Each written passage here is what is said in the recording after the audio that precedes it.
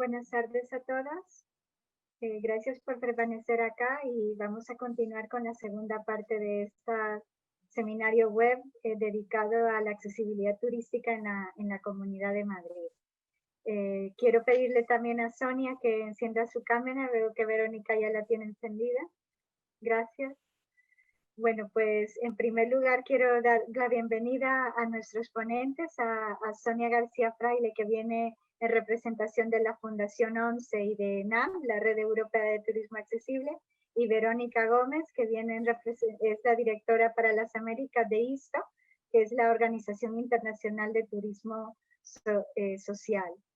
En esta segunda mesa queremos abordar cómo el contexto de COVID-19 ha veces creado algunas barreras de accesibilidad para los turistas con discapacidad, personas mayores y personas con necesidad en general. Y hemos querido invitar a estas dos organizaciones porque ambas están trabajando o han trabajado ya en unos documentos de recomendaciones para la prevención sanitaria y la atención al público dirigidas al sector turístico.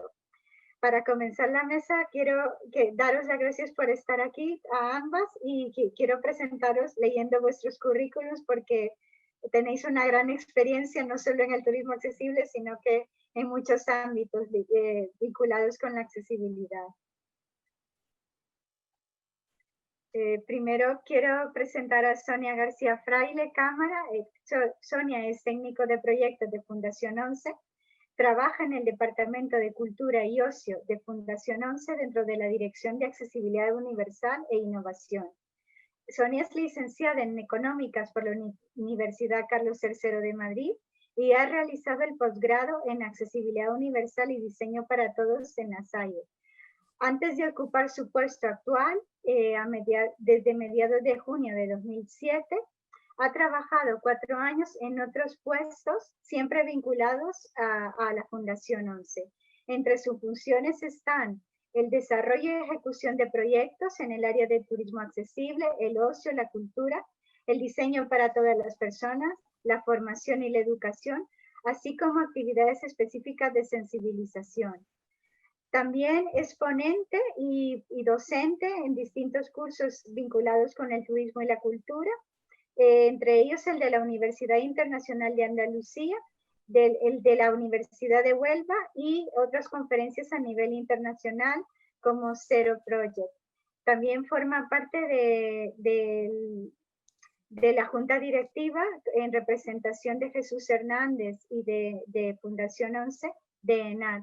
Muchas gracias, Sonia, por estar acá. Te voy a pedir que encendáis vuestros micros también. Ya está, muchas gracias. Y ahora quiero presentar a Verónica.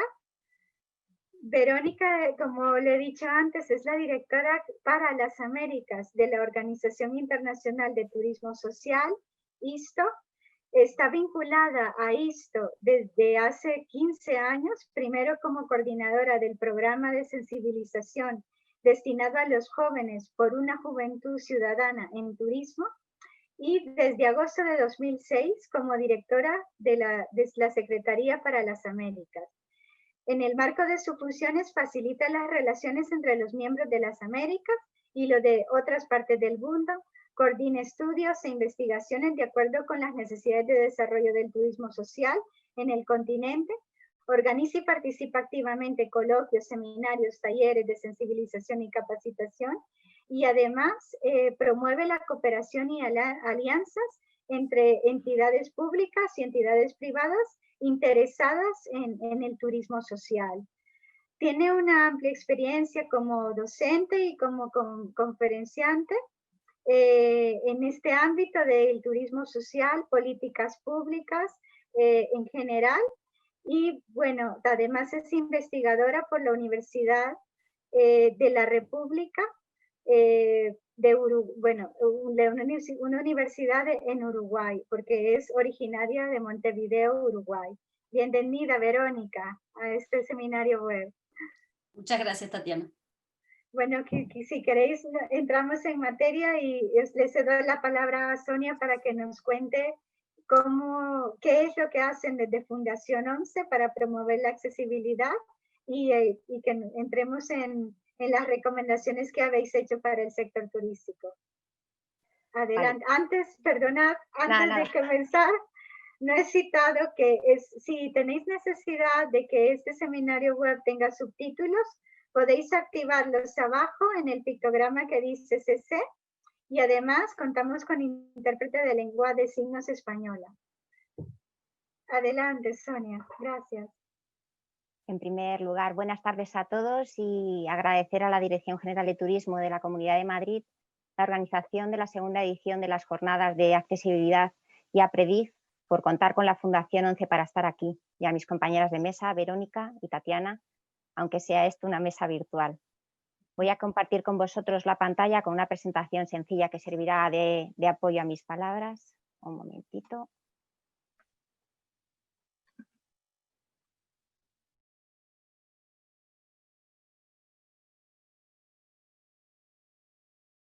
Ya está. Pues, aunque a lo largo de los días que han tenido lugar estas jornadas, todos los ponentes lo hayan dicho ya, en tanto que la accesibilidad no sea parte intrínseca del turismo, hay que poner el foco en la necesidad de organizar actividades como esta para sensibilizar y mostrar lo que se está haciendo bien en este tema. Hasta que no dejemos de hacer falta, tenemos que estar aquí. Hallo, ich heiße Sonja und ich arbeite in Fundación 11 von 2004, aber meine Arbeit ist über Barrierefreiheit von 2007. Ich freue mich sehr viel, auf hier zu sein. Was ist los? ¿Qué es lo que ocurre? Solo os he contado mi nombre, dónde trabajo y desde cuándo lo hago. ¿Qué os parece si empiezo así? Simplemente acabo de hacer que mi intervención no sea accesible para aquellos que no hablen alemán. Bueno, y para los que lo hablan tampoco, que tampoco es que sea bilingüe. Lo que quiero demostrar es lo fácil que resulta pasar de un lado a otro de lo que es accesible y lo que no. Y si hablamos de turismo, es lo mismo. ¿Cuántos de los de aquí presente viajáis? ¿Por trabajo, por ocio, por obligaciones familiares al tener la familia lejos de vuestro lugar de residencia? Las personas con discapacidad también tienen trabajo, quieren disfrutar de su ocio y también tienen familia, a veces lejos de ellos. Por lo tanto, todos queremos y tenemos que viajar. ¿Cómo sabemos que un viaje es accesible? Hablamos de turismo accesible cuando lo es la experiencia global. No nos vale que el alojamiento lo sea o que haya un baño accesible, no es suficiente. Necesitamos que la cadena de valor del turismo no sufra desperfectos en ninguno de los eslabones que la forman. Es decir, desde que el turista piensa el viaje, lo contrata, viaja, llega al lugar de destino, se aloja, realiza actividades de ocio o de trabajo, como ir a restaurantes, cines, centros comerciales, centros de reuniones, centros de congresos, actividades al aire libre y finalmente regresa a su lugar de residencia. El objetivo de conseguir una experiencia global completa se habrá alcanzado cuando nos encontremos con profesionales formados en atención a personas con discapacidad, accesibilidad a los espacios, en los transportes y señalización e información accesible en todos los elementos de esta cadena. En la actualidad, con las restricciones al turismo, nos gustaría pensar que esta época de cambio se nos presenta como una oportunidad. El sector del turismo se enfrenta a una reapertura paulatina, un nuevo comienzo. Por eso se trata de hacer ver a la industria del turismo el valor de un turismo accesible, de la oportunidad económica que supone atraer a nuevos clientes. Si no conseguimos tocar el corazón de los empresarios, deberíamos ser capaces de llamarles la atención porque les tocamos el bolsillo, pero en positivo. No por el dinero que se van a gastar en hacer que sus productos o servicios sean accesibles, sino en la rentabilidad del invertido en accesibilidad, por los nuevos clientes que van a recibir, a ellos, a sus familiares y amigos. Y aún más ahora, cuando por necesidad se establecen nuevos protocolos para poner en marcha de nuevo el turismo. Es conveniente que los diferentes actores que componen la cadena de valor del turismo tengan en cuenta la accesibilidad. Si de algún modo, previo a la pandemia, se eliminaron las barreras, hemos de actuar para que no se generen de nuevo estos obstáculos u otros nuevos que dificulten el acceso al turismo a este segmento de la población. Pero ¿cómo hacerlo? Todos son listados de cosas por hacer y sin ninguna indicación. Todos son trabas. Por ello, la Organización Mundial del Turismo, en colaboración con la Fundación 11 y la Red Europea de Turismo Accesible, ENAT, como ha mencionado antes Tatiana, viendo esta necesidad, ha desarrollado unas recomendaciones con el objetivo de ayudar a estos profesionales de la industria turística en los ajustes necesarios de los nuevos protocolos sanitarios. Teniendo en cuenta lo que he comentado antes respecto a la cadena de valor del turismo, estas recomendaciones van encaminadas a tener en cuenta todos estos eslabones. La podéis encontrar en la web accesibilitas.es. Y aquí, disculpadme que meta una cuña publicitaria, decir que Accesibilitas es una web impulsada por Fundación 11 y el Real Patronato sobre Discapacidad, con el objetivo de fomentar la generación y difusión del conocimiento en materia de accesibilidad universal. Volviendo a lo que nos ocupa, las recomendaciones se aplican en los siguientes elementos: en la planificación del viaje y en la información sobre los nuevos protocolos, en el transporte, en los alojamientos, bares y restaurantes y las actividades dentro del destino turístico. En cada uno de ellos se establecen recomendaciones para hacer esos entornos seguros a todas las personas. Si empezamos con la planificación del viaje e información sobre nuevos protocolos, como acabo de decir, se trata de que todo lo relacionado con la información en cualquier momento del viaje llegue a todas las personas, de modo que puedan acceder a ella. Por ejemplo, la actualización de la información, instrucciones y alertas se deberían ofrecer en formatos accesibles y lenguaje claro. Ahora que se debe evitar tocar las cosas, cuando hay información en braille o alto relieve, se debe garantizar una desinfección con frecuencia y, en lugar de anuncios por megafonía, ofrecer la alternativa de vídeos cuyo sonido sirve a las personas ciegas y las imágenes, además de los subtítulos, servirán a las personas sordas. De nuevo, para evitar tocar, aquellas máquinas expendedoras u otros soportes tecnológicos que existan deberían ser sin contacto y sin botones. Obviamente, si hablamos de páginas web, han de ser accesibles, con o sin pandemia, pero estas además deben incluir la información relativa a la accesibilidad y todo aquello relacionado con la COVID-19 que puede afectar durante el viaje. Ahora, dado que debemos ir enmascarillados que no enmascarados, hagamos lo posible para que esta protección no sea una barrera y que se utilicen visores o mascarillas que dejen ver nuestras caras lo máximo posible. El lenguaje facial ayuda a entender todo lo que decimos, es mucho más fácil. También, si hay normas en cuanto a la distancia de seguridad, etcétera, repetirlas y que sean en lenguaje fácil, así todo el mundo las comprenderá y las seguirá. Si no, difícilmente se conseguirá el objetivo de llegar a los turistas. También en cuanto a los dispensadores de gel y mamparas de protección, pues deben estar bien señalizados para que todas las personas sean capaces de identificarlos de la manera más independiente posible. Y debería haber personal para ayudar a las personas que no puedan manipular las mascarillas o estos dispensadores de gel cuando lo soliciten. Evitar también colocar obstáculos en los itinerarios accesibles, con o sin pandemia. Facilitaría mucho a las personas ciegas que hubiese balizas sonoras en espacios cerrados. Se facilitaría mucho su orientación. Habilitar formularios de quejas a través de códigos QR u otros formatos alternativos a la versión impresa, no siempre accesible. Además de todo esto, si implicamos a las organizaciones de gestión de destinos y las oficinas de información turística en el diseño de los protocolos, nos aseguraremos que se facilitan las directrices correctas, no cada uno una cosa que lleve a confusión. Y por último, mantener una comunicación efectiva ahora entre los proveedores, los turoperadores y agencias de viaje, haciendo posible el asesoramiento adecuado de las personas con discapacidad acerca de sus decisiones de viaje. Si hablamos del transporte, la formación de los profesionales vuelve a ser fundamental. Han de conocer cómo informar a las personas con discapacidad sobre las nuevas pautas. También nos encontramos con que se eliminan espacios, asientos para garantizar una distancia de seguridad, pero esto en el transporte no debe implicar quitar los espacios reservados o prioritarios para las personas con discapacidad, personas mayores, mujeres embarazadas y otros usuarios. Deben mantenerse siempre, pero garantizando la seguridad de todas las personas. Habrá que ajustar los nuevos protocolos en los aeropuertos o estaciones para las personas con discapacidad y con necesidades específicas, y mantener las pautas de higiene rutinaria y de desinfección de todas las áreas con potencial contacto humano. Por eso, repetimos que cuando haya material o equipos que se utilicen para prestar servicios de acceso a las infraestructuras de transporte, se ha de garantizar una desinfección de manera periódica. Y, por supuesto, cuanto menos medios de transporte se utilicen, menos probabilidad o riesgo de contagio. Por eso, aconsejaremos a los viajeros que compren billetes con trayectos directos.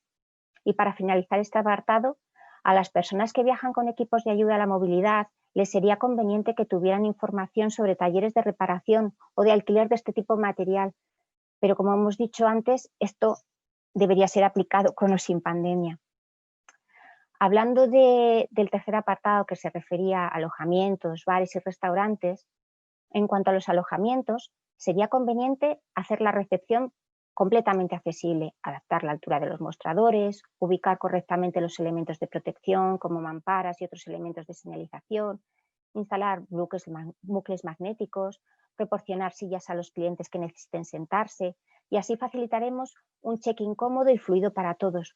Pero habrá menos contactos si incluimos procesos de check-in o check-out automatizado a través de páginas web o aplicaciones accesibles, sistemas de tarjeta llave, catálogos de servicios, códigos QR y también secadores de manos sin contacto. Hablando en este caso de restaurantes, si ha de haber una distancia física entre las mesas para garantizar una seguridad sanitaria, nos va a servir para que las personas usuarias de sillas de ruedas tengan una movilidad mucho más fácil. O sea que en este caso nos vamos a ver beneficiados. La asistencia de terrazas de bares y restaurantes no ha de estar reñida con la garantía de una deambulación apropiada para todo el mundo. No deben de convertirse en obstáculos, han de convivir, pero, repito, no ser obstáculos. En cuanto a los baños accesibles, dado que sus usuarios no pueden evitar tocar barras y otro mobiliario, se debería restringir su uso a estas personas y garantizar su desinfección. Garantizar un uso individual de cubiertos, precintados u objetos desechables por clientes con discapacidad o mayores. Los empleados pueden ofrecer su asistencia al estar formados en atención a personas con discapacidad si se les solicita. De nuevo, muy importante la formación de los trabajadores de hoteles y restaurantes y la limpieza de las áreas usadas para prestar estos servicios. Y asegurarse de una limpieza a fondo con frecuencia de todas las áreas utilizadas para prestar los servicios de atención al cliente, incluidos los equipos y espacios de distintas zonas. Para finalizar, describimos las recomendaciones en las actividades dentro del destino. Por ejemplo, flexibilidad a la hora de permitir el acceso a personas con discapacidad a lugares como los museos, por ejemplo. Las esperas no pueden ser realizadas por igual por todas las personas.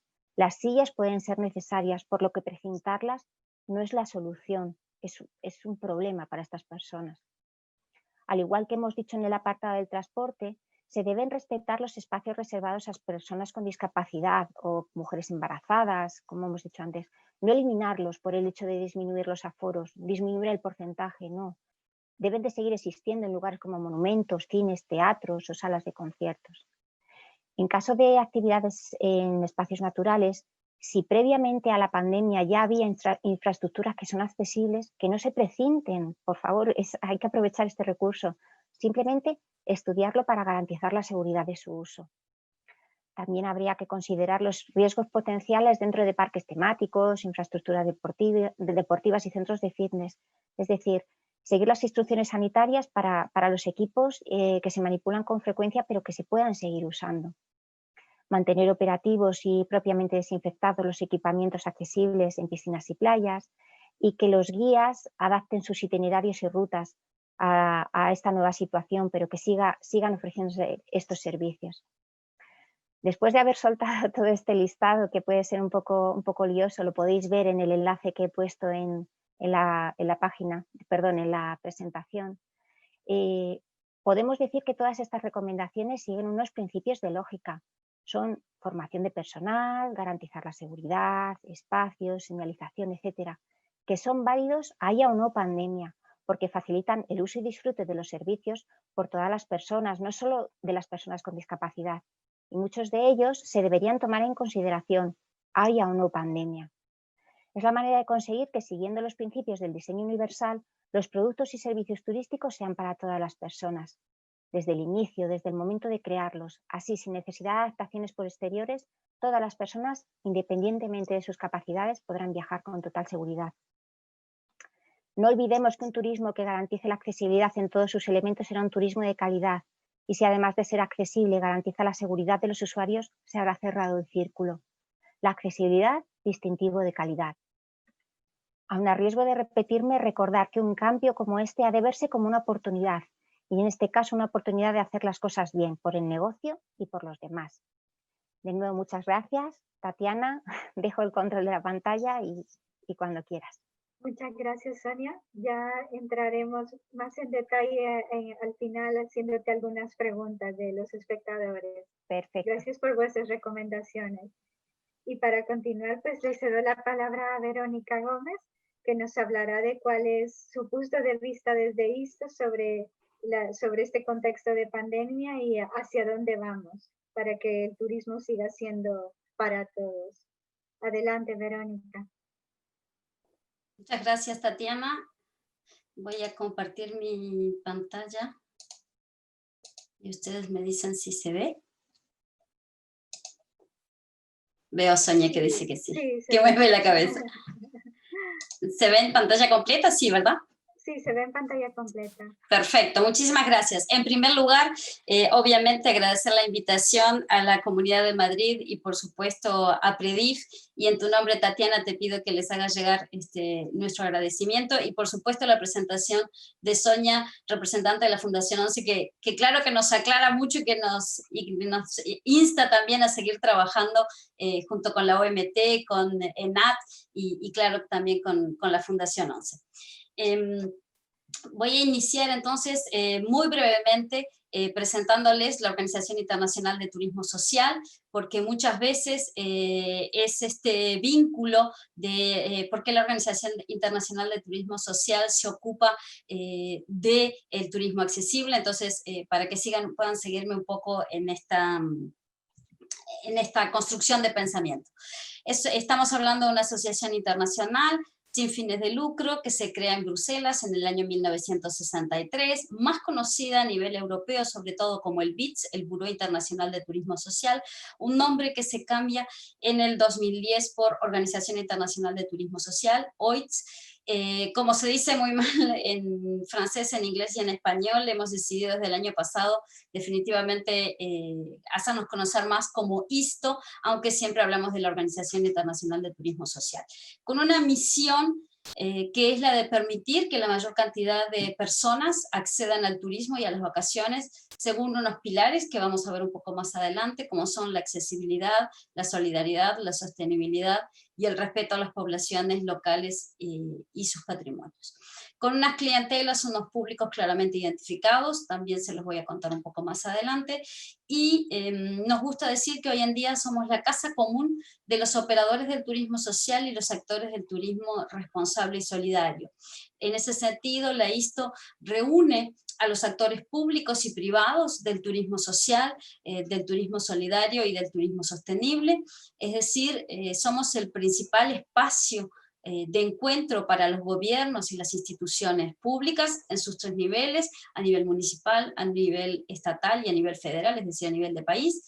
De las empresas privadas, hablamos de los turoperadores, de agencias de viajes, de centros de vacaciones, de hospedaje, de redes de la industria de gremios, pero también de asociaciones de la sociedad civil y también trabajamos muy estrechamente con la academia, es decir, con las universidades.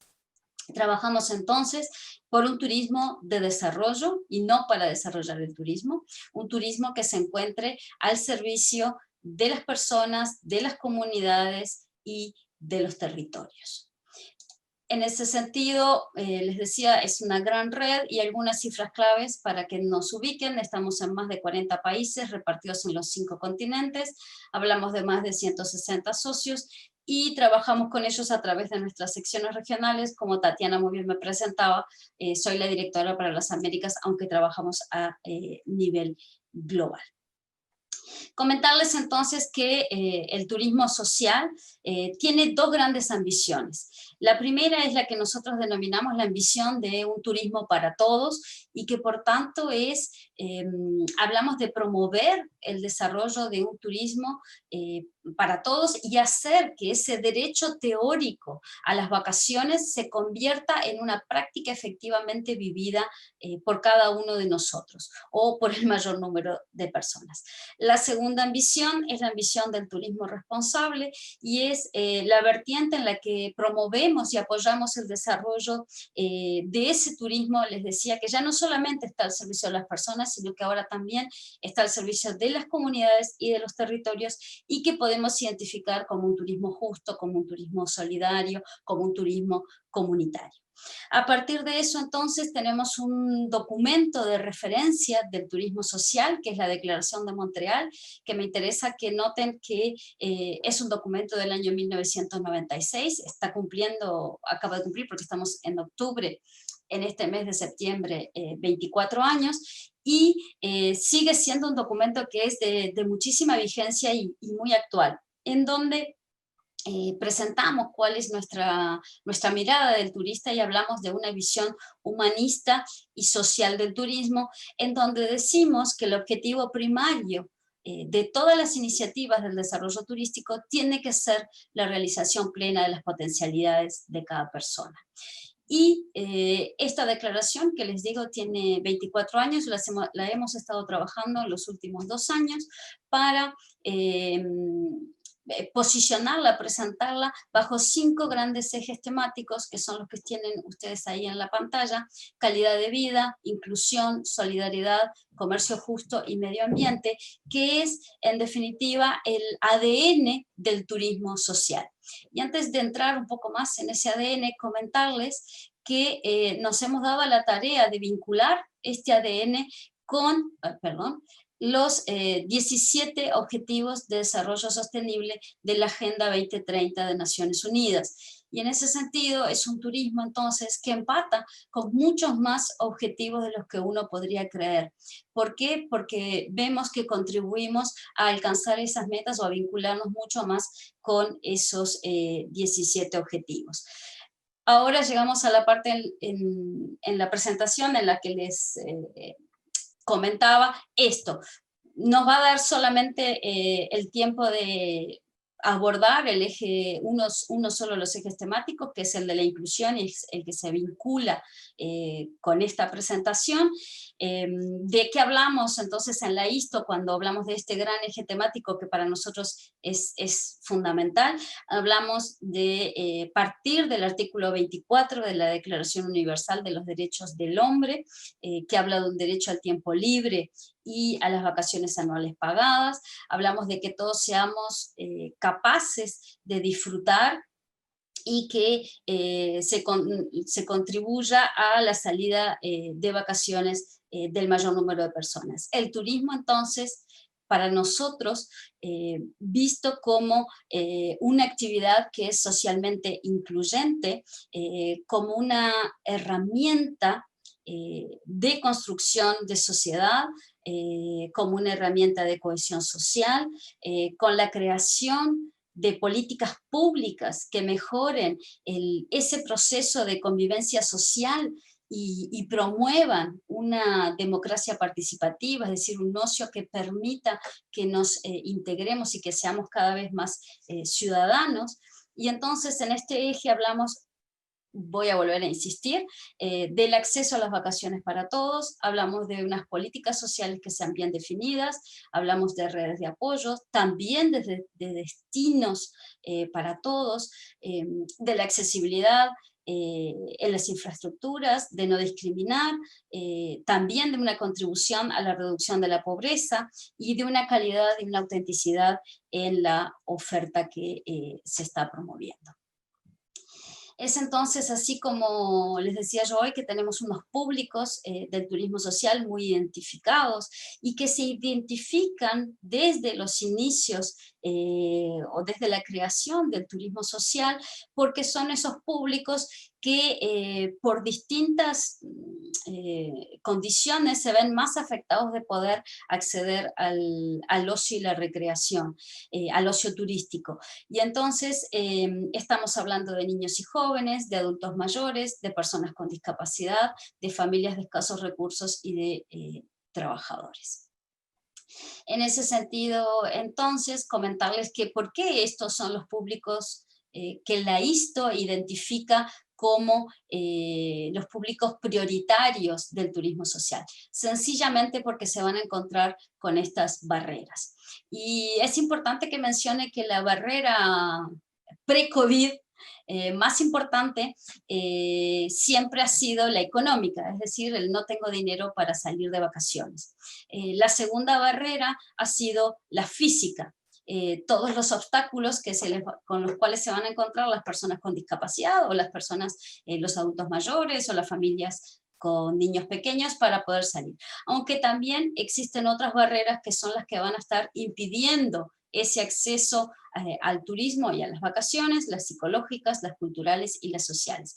Y fíjense qué interesante, porque Sonia nos hablaba mucho y estamos muy de acuerdo con ella en este sentido de lo que está pasando en este momento post-COVID, pero que antes lo teníamos que hacer, ahora lo tenemos que hacer todavía aún más. Es decir, no porque esté la pandemia tenemos que dejar de hacer lo que ya hacíamos. Y si no lo hacemos antes, pues qué bueno que llegó la pandemia y que si somos más los que nos sumamos a eliminar estas barreras, cuanto mejor. En ese sentido, como ISTO, es preocupante o debemos de preocuparnos o atender cómo va a ser ese consumo turístico post-COVID. ¿Por qué les pongo esto en América Latina? Y ustedes miran, pero estamos hablando de Madrid o estamos hablando de España.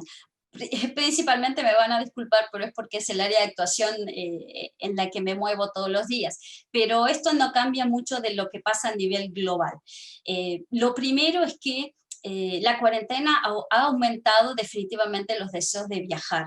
En este sentido quisiera hacer un pequeño paréntesis para comentarles que en Europa estamos hablando de un cuasi segundo confinamiento, una segunda ola pandémica que también está haciendo que se retrocedan todas esas libertades que se había podido adquirir. La oficina nuestra para las Américas está en Canadá, nosotros estamos casi al mismo punto de Europa, de países como España o como Francia, con aumentos de casos todos los días, con aumentos de fallecimientos todos los días, y entonces con más restricciones, pero nuestra América Latina está todavía confinada muchas veces y se encuentra en esa primera ola en donde los números no dejan de bajar. Entonces, muchos de los socios de la ISTO en América Latina todavía están sin poder aperturar y no han pasado este efecto que tuvimos en Europa, que tuvieron en Europa, perdón, y que tuvimos en Canadá, que fue tener un verano en donde al menos la gente se pudo movilizar y pudo viajar. Esto solo como para que se sitúen. Comentarles entonces eso, que en estas investigaciones que se han hecho de cómo sería ese consumo turístico post-COVID, definitivamente la gente quiere viajar más, pero, y acá es donde resulta importante la misión de la ISTO, es que fíjense, el temor al contagio es el principal factor que podría estar afectando esa decisión de viajes, y luego cómo les garantizamos esa seguridad sanitaria en el destino. Esto no es solo de América Latina, les compete a todos. De hecho, vi algunas investigaciones sobre consumo turístico en España y apuntaban hacia exactamente lo mismo. Pero entonces, ¿cómo tenemos que trabajar con esta clientela? Ahora, los invito a ponerse no solamente en esta clientela en general, sino en particular en la de personas con discapacidad. Si antes para ellos era difícil viajar, porque había también una inseguridad en cuanto a la accesibilidad, porque no somos capaces de decir bien qué tan accesibles somos, de comentarles, de hacerles que ellos lleguen a esa información. Imagínense ahora en este escenario post-COVID, en donde estamos repletos de protocolos que hasta nos da trabajo entenderlos, y cómo entonces ellos se sienten más perdidos. Y esto, Sonia nos podrá decir después, pero creo que esto es el sentimiento que también tiene la OMT y la Fundación 11, ENAT y a su vez la ISTO y sus socios, es de que si antes era difícil para las personas con discapacidad llegar a un destino o tomar esa decisión y pasar por todo ese proceso que ella hablaba de la cadena de valor turística, imagínense ahora cuando le agregamos los protocolos cuánto más difícil puede llegar a hacerse. Entonces, en ese sentido, la ISTO tiene desde hace mucho tiempo un grupo de trabajo sobre turismo accesible.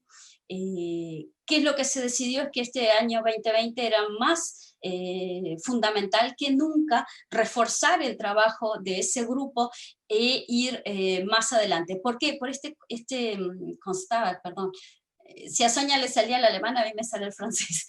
Esta verificación o este hecho de darnos cuenta de que es más difícil o de que hay más barreras para las personas con discapacidad o las personas que necesitan otro tipo de atención. Entonces, reanudamos el grupo de trabajo que, como ven ahí, está compuesto por casi 20 expertos de más de 10 países, una combinación de países de Europa y de las Américas, básicamente donde estamos más activos a nivel de la ISTO. A partir de mediados de 2020, fue un poquito antes, quizás en mayo o junio, ya hemos tenido un par de reuniones, muchos correos que hemos ido intercambiando, y 2 acciones muy puntuales. La primera, un repertorio general sobre los socios de ISTO, y esas acciones concretas que hacen en materia de turismo accesible.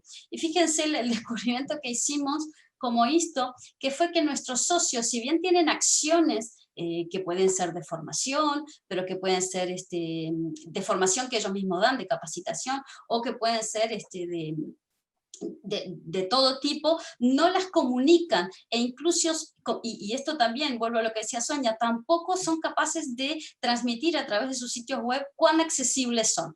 Entonces, ese fue un primer trabajo, y el segundo es esto, también muy alineados en lo que Sonia nos presentaba, estas recomendaciones de atención al público con necesidades de accesibilidad, y que viene en apoyo a estos protocolos de bioseguridad. Ya están inventados, no los vamos a inventar, no tenemos gran cosa que hacer tampoco, pero sí podemos difundirlos más, trabajarlos en varios idiomas.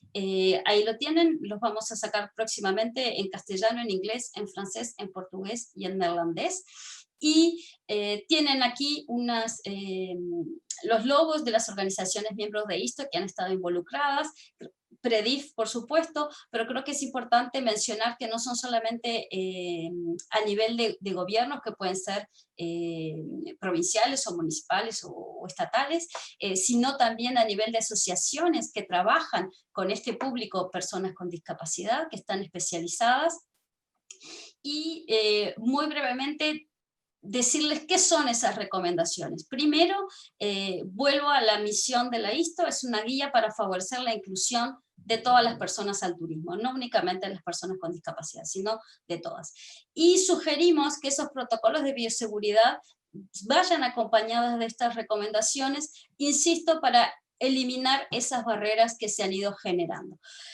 Lo primero que decimos es, los protocolos existen, son en muchos países implementados o coordinados a través de los respectivos ministerios de salud y ministerios de turismo, entonces por supuesto hay que implementarlos, hay que respetarlos, hay que inculcarlos, hay que trabajarlos, cuidando esa legislación nacional y local, pero podemos acompañarlos de estas recomendaciones. Y entonces, en ese sentido, primero unas recomendaciones muy generales que están muy alineadas también a lo que Sonia nos presentaba. Seguimos insistiendo en esto de capacitar a toda la cadena de valor del sector turístico sobre atención a las personas con discapacidad. Esto evidentemente no es nuevo, lo necesitamos y lo hacemos desde antes de la pandemia, pero tenemos que seguir insistiendo y quiero llamarles la atención sobre que lo pusimos en primer lugar. ¿Por qué? Porque aun cuando hay mucha gente que ya está formada, y a mí particularmente, Tatiana, me da mucha alegría,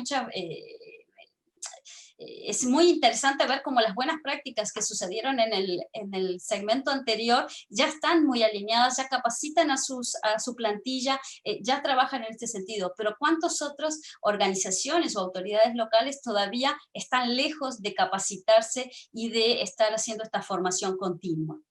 Entonces, esta recomendación de que en la plantilla todas aquellas personas que tienen una interacción directa con los clientes y con los visitantes tengan mínimamente una formación básica sobre cuáles son las principales necesidades y cómo lo apegamos a estos protocolos en donde el distanciamiento social tiene que existir y en donde hay que cumplir con esas normas y esos procedimientos de seguridad tanto para el trabajador como para el cliente que está llegando.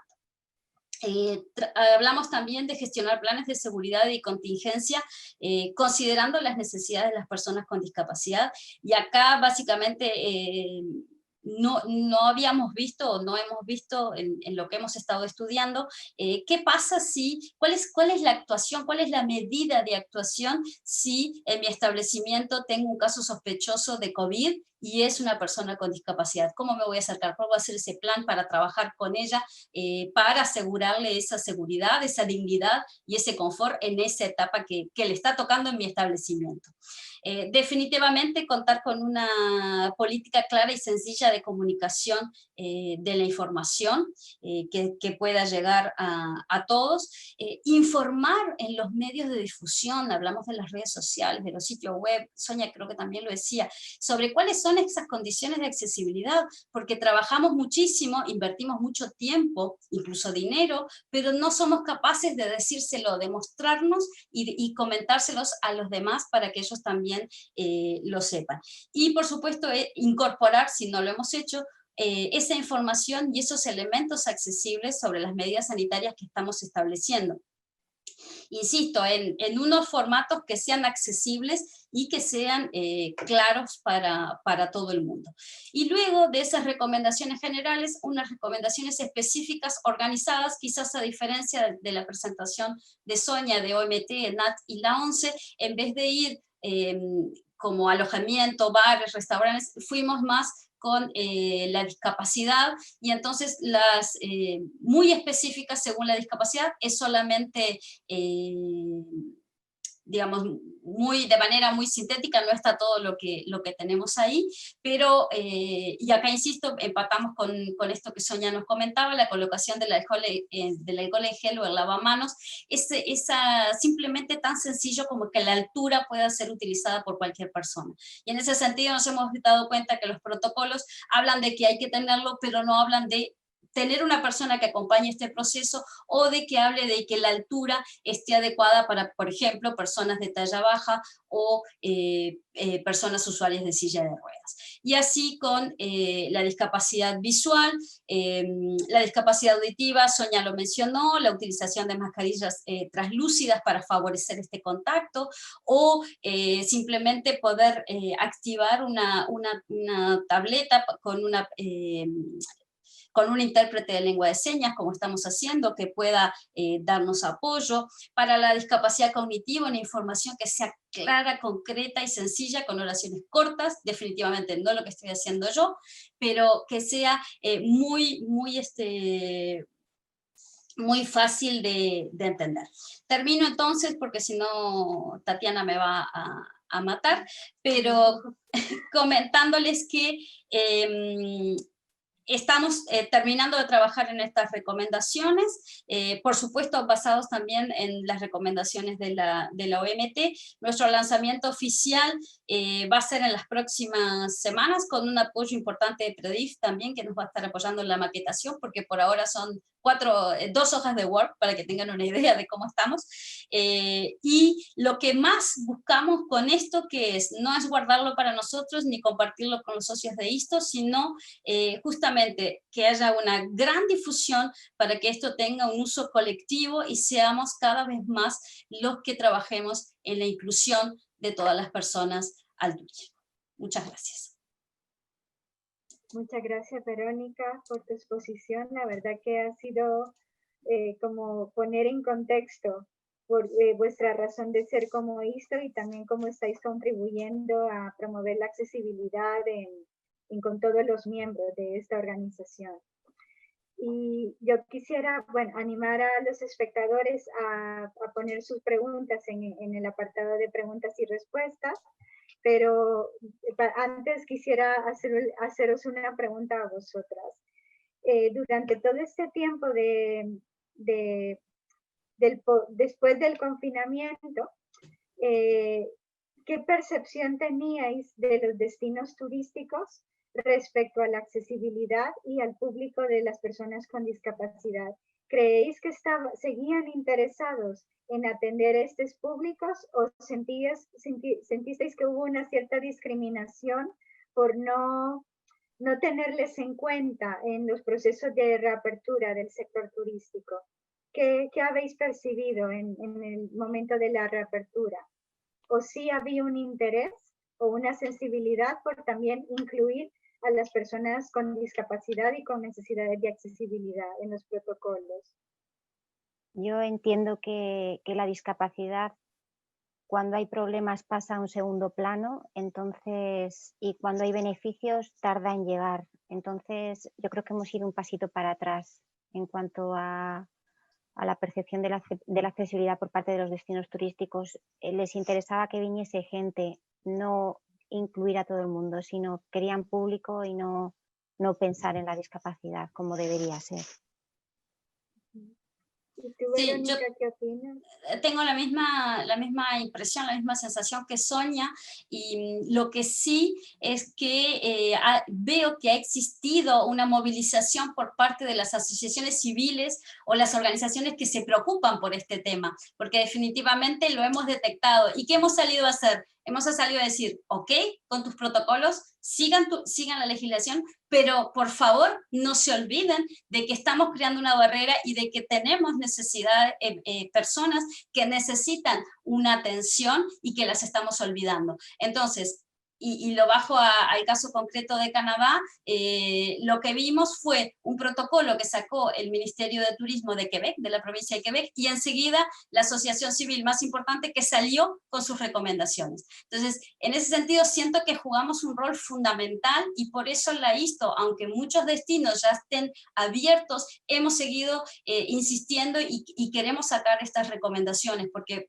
seguimos pensando que tenemos un rol muy importante para jugar. Sí, es lo que he dicho yo al principio, que seguimos haciendo falta. Tenemos que estar hasta que la sociedad civil lo incluya en su ADN, tenemos que estar. Efectivamente. ¿Y cómo creéis que desde Fundación 11, por ejemplo, puedes hablar, y también desde ISTO, cómo tenéis previsto acompañar al sector turístico para que en toda esa nueva adaptación, no solo en los protocolos, sino en los hábitos turísticos de los viajeros, tengan en cuenta a este público?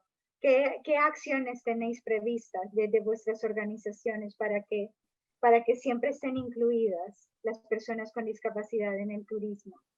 En principio, como he mencionado, tenemos que tocar el bolsillo de los empresarios para que se den cuenta que somos una oportunidad, las personas con discapacidad, una oportunidad de negocio, para que nos tengan en cuenta, no apelar a la responsabilidad social o a pobrecitos que tienen derecho a viajar, no. Somos personas que nos gastamos dinero. De hecho, la Fundación 11 publicó el año pasado un observatorio de la accesibilidad al turismo en España, y una de las cosas que se vieron es que una persona con discapacidad tiene un gasto medio de más de 800 euros y una persona sin discapacidad 600 y un poquito. Entonces, esa diferencia tienen que verla como una oportunidad y no pensar en el gasto que supone en ser accesible, sino una oportunidad de negocio. Entonces, tenemos que tirar por ahí. El año que viene esperamos que sí que podamos hacer el Congreso de Turismo que hacemos cada 2 años de tecnología y turismo y seguir tirando del carro para que vean que el turismo accesible es una oportunidad. Y tú, Verónica, no sé si quieres agregar algo. En el caso de la ISTO también comparto totalmente lo que dice Sonia.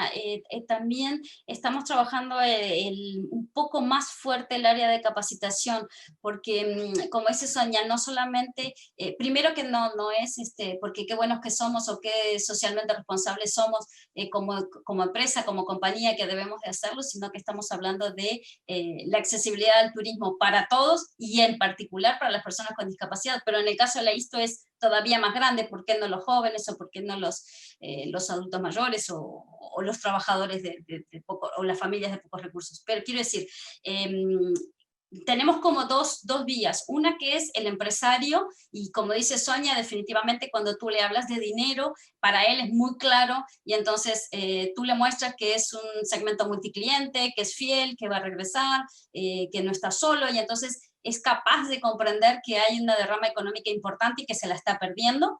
Entonces, ese es un discurso en el que trabajamos mucho con los socios que son de este tipo, y luego trabajamos con lo que son las administraciones públicas. ¿Por qué? Porque necesitamos unas políticas públicas muy claras y muy definidas que apoyen también esa inversión del sector privado. ¿Y por qué digo inversión? Comillas, porque también, y Sonia lo acaba de decir, hay que desmistificar de que ser accesibles es muy caro y entonces no podemos hacer nada, y solamente le ven ese aspecto. Entonces, seguimos insistiendo mucho a nivel de formación y de capacitación a todo nivel con nuestros socios. Tenemos una pregunta del público que dice, ¿cuál creéis que es el aspecto más urgente en cuanto a abordar en el turismo accesible actualmente? Es difícil la pregunta. Sí, un poquito. Es que es todo, es que como no puedes abordar una cosa porque va todo enlazado uno con lo otro, el que haya una cosa que sí sea accesible no te hace que todo sea completo, la experiencia tiene que ser todo. Entonces es que tenemos que hacer un pensamiento holístico para abarcar todo. Puede parecer muy ostentoso, pero es que es así, porque no te vale tener una silla con 3 patas, te caes. Es necesario abordar todo, pensar, por ejemplo, Tatiana, sabes que estamos trabajando en la norma ISO de turismo accesible, que esperamos que esté publicada para principios de 2021. Lo que queremos es eso, dar las recomendaciones para que la gente sepa, los empresarios sepan qué tienen que hacer para ser accesibles. Entonces, poquito a poco lo conseguiremos. Y ya para terminar, os voy a hacer una pregunta cada uno en vuestro contexto. Respecto a la accesibilidad, ¿cómo considera Sonia España respecto al resto de Europa? ¿Crees que España es más accesible que el resto de países europeos? ¿Y en qué destaca o en qué aspectos crees que tenemos que mejorar todavía? Y lo mismo le digo a Verónica, pues de América, ¿cuál de todos los países del continente crees que están avanzando más en accesibilidad? Y con esto, si quieres, Sonia, comenzar tú. Vale, perfecto. Se ha cortado un poco tu audio, La pregunta, Tatiana. sí, lo que le preguntabas a Verónica se ha cortado un poco. Sí. Vale, Yo pues sí la he oído, la de Sí. Verónica es la que no Sí, se oía bien. dejemos a Sonia y luego me repites, por favor. Bueno, pues... Vale, pues adelante, Sonia. En España yo creo que tenemos un poco siempre de complejo de inferioridad, de que no hacemos las cosas bien o algo así, pero yo creo que España no está todo lo bien que debería de estar, pero sí que está mejor que en algunos otros países de Europa, que se supone que son igualmente desarrollados o aún más que España. No, si comparas infraestructuras de transporte, hoteles, la formación de los profesionales, en España estamos muy bien, pero hace falta mejorar muchísimo más. O sea que estamos mejor que estábamos antes, pero aún necesitamos avanzar mucho más.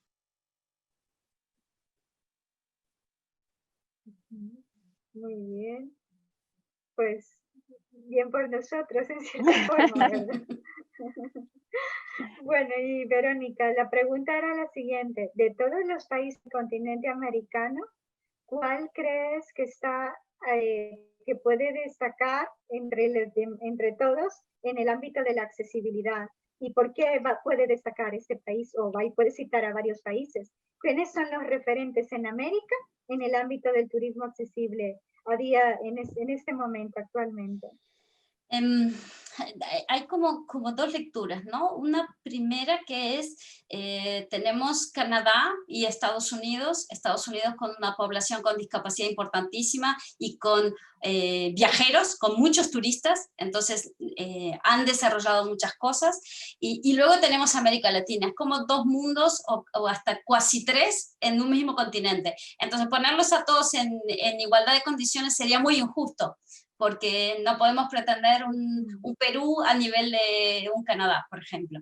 Entonces, yo siento que Canadá, por ejemplo, se inspira mucho de lo que sucede en Europa, que España, como dice Sonia, a veces dice, pero no hemos hecho tanto, y cuando América Latina mira a España, dice, ojalá estuviésemos solamente como España.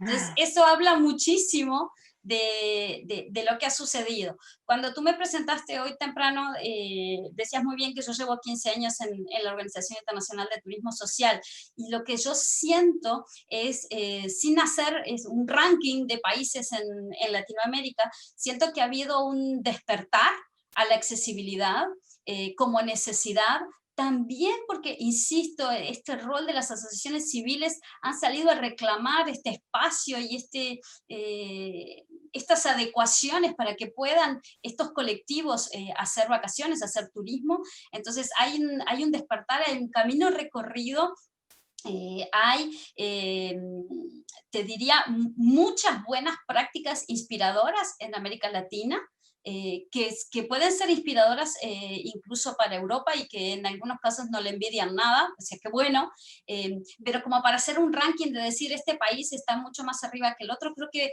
son a velocidades distintas, y que muchas veces tienen que ver con, y vuelvo a insistir, y perdón, con este desarrollo de políticas públicas, con este convencimiento del sector empresarial y del sector privado que se comprometa y que lo vea además de como un negocio, como un área de oportunidad para desarrollarse, y también el impulso que van dando estas asociaciones civiles en cada uno de los países. Entonces se van dando estas velocidades que van haciendo que surjan redes de turismo accesible, nacionales e incluso ahora continentales. Y entonces es un desarrollo que se va dando en el continente, que claramente hace 15 años, cuando yo inicié y hablaba de personas con discapacidad, que incluso hasta me da vergüenza, porque en América Latina tenían otra definición que no vamos a decir, porque las personas con discapacidad me matarían, incluso para que veas desde eso, desde el discurso, desde la manera de mencionarlos, desde la manera de tratarlos y de dirigirnos a ellos. Entonces ha habido una evolución,